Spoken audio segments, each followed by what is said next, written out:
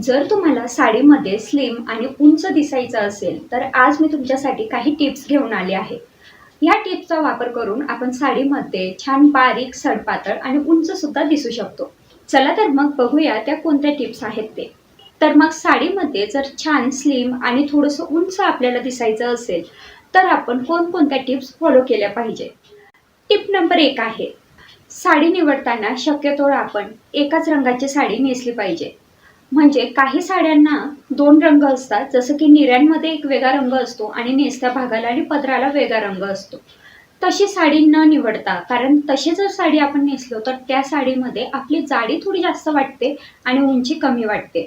त्याऐवजी जर आपण प्लेन किंवा एकाच रंगाची साडी नेसली तर त्याच्यात दिसताना आपण थोडंसं उंच दिसतो आणि थोडंसं स्लिम सुद्धा दिसतो। टिप नंबर 2 आहे साडीचं कापड।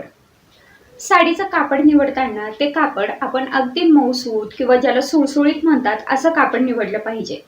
जर आपण थोडंसं फुगीर कापड निवडलं तर ते फुगीर कापडाची जी साडी असते ती नेसताना आपल्याला व्यवस्थित नेसताही येत नाही आणि त्याच्यात आपली जाडी सुद्धा जास्त दिसते। त्याऐवजीच आपण सुळसुळीत किंवा अगदी सॉफ्ट असं कापड निवडलं तर ती साडी आपल्याला नेसतानाही छान व्यवस्थित नेसता येते आणि शिवाय आपण दिसताना सुद्धा त्यात उंच दिसतो। आता हे सॉफ्ट कापड म्हणजे कोणतं, की ज्यात आपलं सॅटिन येऊ शकतं, सॉफ्ट सिल्क येऊ शकतं किंवा सॉफ्ट कॉटन येऊ शकतं। अशा ज्या साड्या ज्या आपल्याला अगदी नेसताना सहज नेसल्या जातात, सुळसुळीत असतात, त्या पद्धतीचं कापड आपण साडीसाठी निवडलं पाहिजे। आता टिप नंबर 3 ते म्हणजे साडीची प्रिंट। आता साडीची प्रिंट जर खूप मोठी असेल किंवा लांब लांब असेल तर त्या साडीमध्ये सुद्धा आपण दिसताना थोडंसं जाड दिसू शकतो। त्याऐवजी जर आपण अगदी बारीक प्रिंट असलेली साडी जर घेतली तर त्या साडीमध्ये आपण दिसताना थोडंसं बारीकही दिसतो आणि बारीक दिसल्यामुळे आपोआप आपण उंच दिसू लागतो।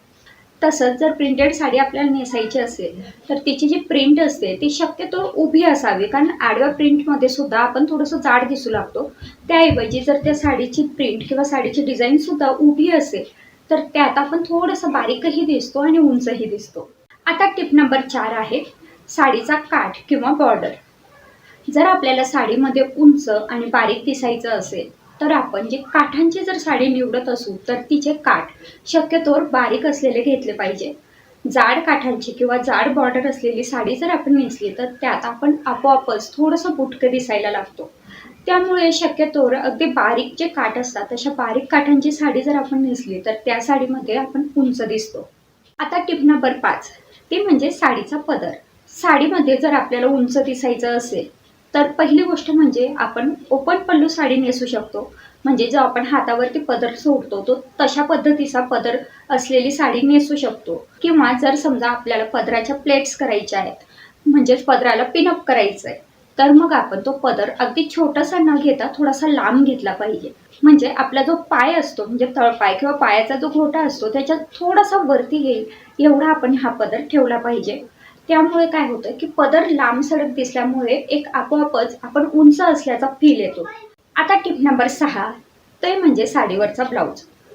आपण साडीवर वेगवेगळे ब्लाऊज मिक्स मॅच करू शकतो, कॉन्ट्रास्ट ब्लाऊज सुद्धा शिवून घेऊ शकतो। पण जर आपल्याला त्या साडीमध्ये उंच दिसायचंय तर आपण शक्यतोवर साडीच्या रंगाचा जर ब्लाऊज घातला तर आपण अजून जास्त उंच दिसू शकतो।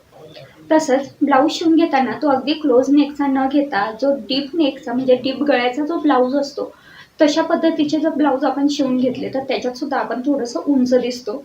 तसंच ज्या ब्लाऊजच्या स्लीव्ज असतात त्या सुद्धा आपण छोट्या न घेता लांब शिवू शकतो। म्हणजे एल्बो साईजच्या त्या शिवू शकतो किंवा मग अगदी मनगटापर्यंत असतात तशा लांब स्लीव्ज आपण शिवू शकतो। यामुळे काय होतं की आपला हात सुद्धा दिसताना बारीक दिसतो आणि हात बारीक दिसला की आपण आपोआपच थोडंसं बारीक आणि उंच दिसायला लागतो। तर मग ह्या होत्या त्या 6 टिप्स ज्यामुळे आपण साडीमध्ये स्लिम आणि उंच दिसू शकतो। तुम्हाला ह्या टिप्स कशा वाटल्या मला कमेंटमध्ये जरूर कळवा। तुमच्याकडे अजून काही वेगळ्या टिप्स असतील तर त्यासुद्धा तुम्ही माझ्याशी शेअर करू शकता। आता आजचा व्हिडिओ मी इथेच थांबवते। हा व्हिडिओ जर तुम्हाला आवडला असेल तर लाईक, शेअर आणि सबस्क्राईब करायला अजिबात विसरू नका। पुन्हा भेटू पुढच्या नवीन व्हिडिओमध्ये, तोपर्यंत बाय बाय।